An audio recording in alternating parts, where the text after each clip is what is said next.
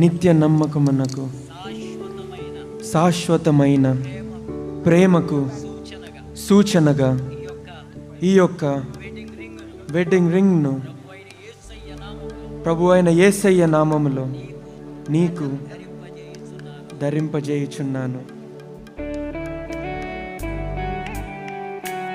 చప్పలు కొట్టండి, అలా అలా పెట్టి అలా చూడండి.